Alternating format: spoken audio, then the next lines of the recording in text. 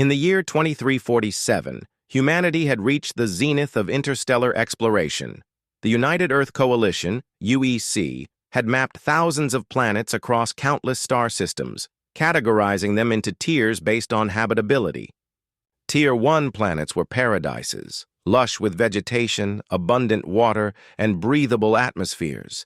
Tier 5 planets were deathworlds, barren wastelands riddled with toxic gases, extreme temperatures, or hostile fauna that could peel flesh from bone in seconds. Among these classifications stood Kepler 78bx, a planet so infamous it became the punchline of UEC briefing sessions. Officially designated as a Tier 5 deathworld, its nickname, Eden's grave, was both ironic and fitting. From orbit, Kepler 78bx appeared idyllic. Sprawling forests of bioluminescent trees, crystalline rivers shimmering under twin suns, and mountain ranges dusted with iridescent snow. But beneath this veneer of beauty lurked horrors beyond comprehension. For decades, no species survived longer than 12 hours on Eden's grave. Automated probes sent to study the planet returned garbled data before going dark. Colonization attempts by other sentient races ended in catastrophic failure. One alien expedition reported their crew being dissolved alive by acid-spewing flora before losing contact entirely. It wasn't long before the galactic community dismissed the planet as cursed, a cosmic joke played by some sadistic universe. But humans are stubborn creatures. Captain Elias Voss adjusted his helmet visor as he stepped off the dropship onto the soft, mossy ground of Kepler 78bx. His team of 6 followed closely behind, each clad in reinforced exosuits designed to withstand the harshest environments known to science. They weren't here for colonization. They were here to prove a point. "This is insane," muttered Dr. Priya Nair, the team's xenobiologist, her voice crackling over the comms. "Every race that's tried to survive here has failed. Why? Do we think we're any different?" "Because we adapt," Elias replied, scanning the horizon. "Other species give up when things get tough. We don't. Besides, the UEC didn't send us here to fail. The mission was simple. Spend 72 hours on Eden's grave and gather enough data to reclassify it as a Tier 4 planet at worst. Or, if they managed to thrive, perhaps even a Tier 3. To most, it sounded like suicide. To Elias, it was an opportunity to cement humanity's reputation as the most resilient species in the galaxy. As they set up camp near a glowing riverbank, the air smelled faintly sweet, like ripe fruit mixed with ozone. Strange bird-like creatures with translucent wings flitted overhead, their calls echoing melodiously through the forest. Everything seemed peaceful, too peaceful.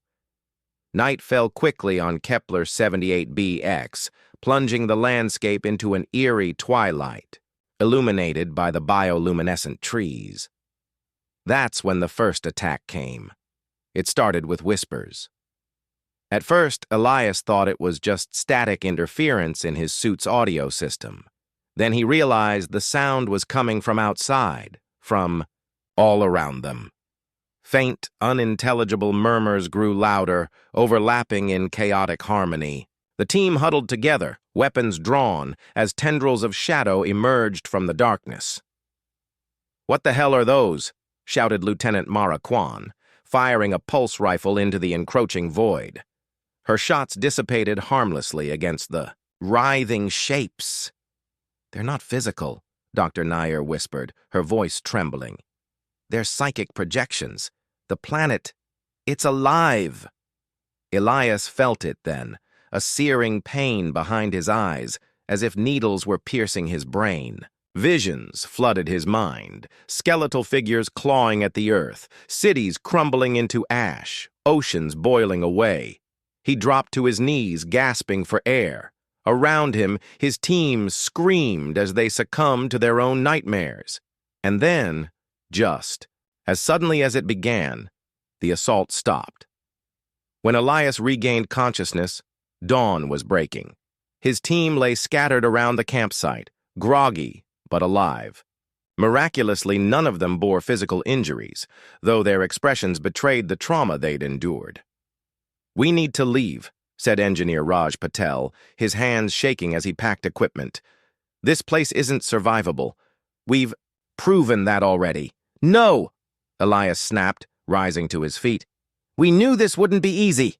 If we back down now, we'll be no better than the others who gave up." Over the next 2 days, the attacks intensified. Each night brought new terrors, swarms of insectoid creatures that burrowed into their minds, hallucinations of loved ones begging them to abandon the mission, and once, a colossal serpent-like entity that coiled around their camp before vanishing into mist. Yet somehow, the humans endured. Their resilience baffled the planet itself, or whatever intelligence governed it. On the 3rd night, instead of relentless assaults, the team found themselves standing in a dreamlike clearing.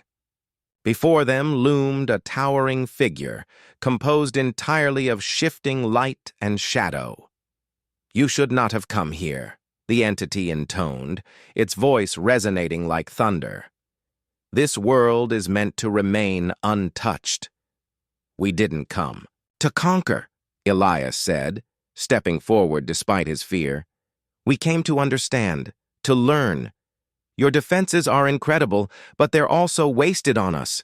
We're not afraid." The entity tilted its head, studying him. "You are unlike the others. They fled. You remain. Why?" "Because we refuse to let fear define us," Elias replied. "Your world is beautiful, deadly, and mysterious. And maybe that's why we belong here." For a moment, silence stretched between them. Then the entity raised a shimmering hand, and the vision ceased. When morning arrived, the team discovered that the hostile phenomena had vanished. In their place was tranquility, a pristine wilderness teeming with life.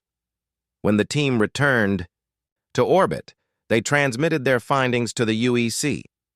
Kepler 78bx was officially reclassified as a Tier 2 planet, the highest rating ever given to a former Deathworld. Humanity had done what no other species could. They had faced the horrors of Eden's grave and emerged victorious.